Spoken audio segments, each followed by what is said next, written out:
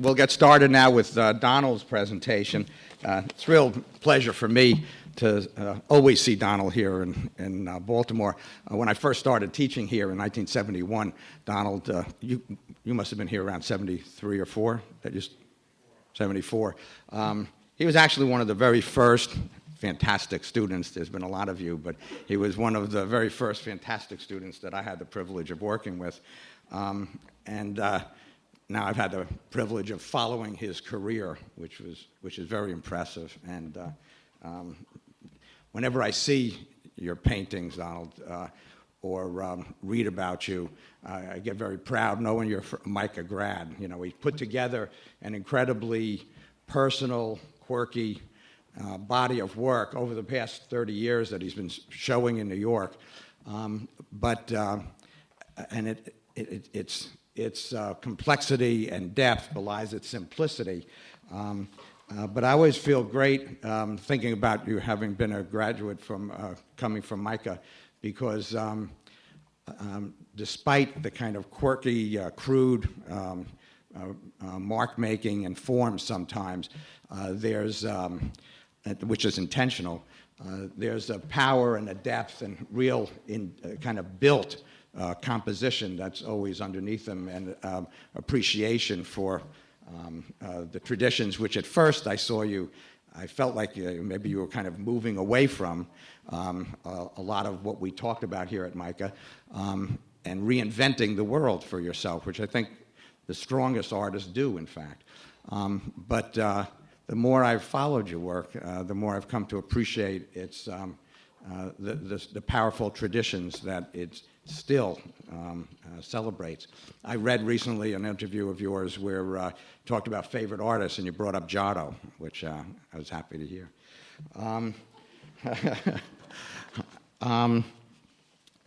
Donald's career has been incredible. I'm going to read off a couple of museum collections that hold his work, such as Museum of Modern Art, Whitney Museum of American Art, Guggenheim, Museum of Contemporary Art in Los Angeles, Albertina Museum in Vienna in Austria, National Museum of American Art in Seoul, Korea. I mean, pretty much every major museum throughout the world boasts one or more of his large works. The Museum of Fine Arts in Houston recently bought a very large piece. I don't know if you have a slide of that. Yeah, great. I mean, I was always seeing Donald in surprising places. I never saw you on a bus stop, by the way, pictured, but I don't know if it'll come up, but he might tell you about that. But I did see you on Gap commercials or advertisements, maybe in the 80s. 1990. Kiki Smith and Donald Baechler and very few select artists were in the news a lot then, and were featured in places like this. A few comments about Donald's work. They're provocative, innovative, deceptively simple,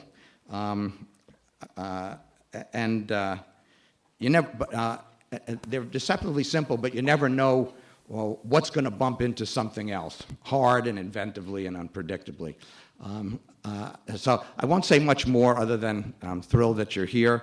I hope that we get you back more and more often in the coming years, and help me in welcoming Donald Baechler here today.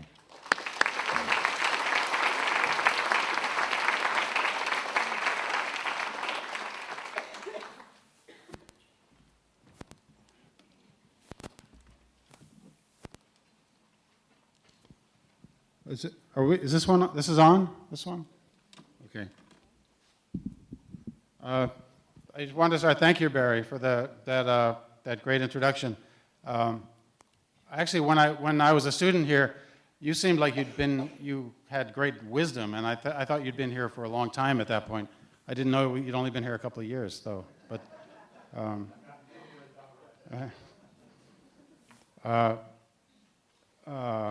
I guess.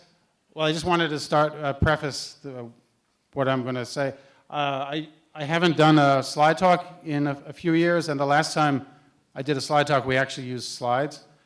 And somewhere I've misplaced my carousels. So we started from scratch in my studio and made digitals. But I used to start the presentation with works that I'd done at school here, actually in Barry's class, to show kind of the consistency or the continuity of themes and concerns dating back to student days. I thought especially students might be interested in seeing that.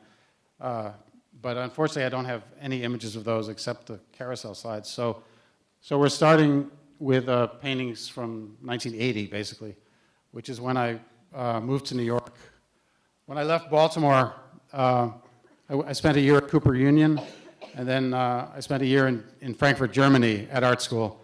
And I returned to New York in 1980 and sort of started being a real artist, I guess you could say. Can everybody hear this? I'm okay?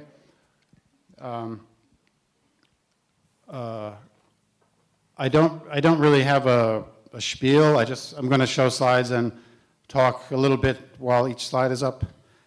And I don't mind even the well-chosen question while I'm talking even.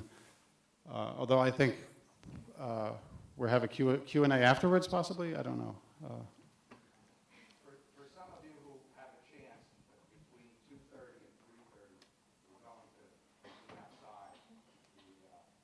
The doors will be all here downstairs. So this is a painting I did very shortly after coming back from Germany, back to New York. I had my first loft down in the financial district, about a block and a half from the World Trade Center, literally in the shadow of the World Trade Center. And I remember we used to look out the window at the World Trade Center and think if that ever fell over, it would just fall on us. But who knew it was going to fall down? But this was a painting. It's about 9 by 12 feet, I believe, and it's painted on a tarp. For no reason other than I couldn't afford to stretch it. And it's painted very simply. It's, as you can see, you don't see some detail. There's a lot of collage going on in the background. The whole surface is covered with patches of canvas. And I did this for, I don't remember what reason, but I kind of dropped the collage for several years afterwards and picked it up again later. But for me, this is kind of the beginning, this work. There's a really great book a Swiss publisher did called First Works that the library probably has, where about 100 artists were asked to choose the work that they felt started it all for them. The beginning of the body of work, that not student work, not childhood works, but the first painting as a real artist. And this is the one I chose to kind of start my history.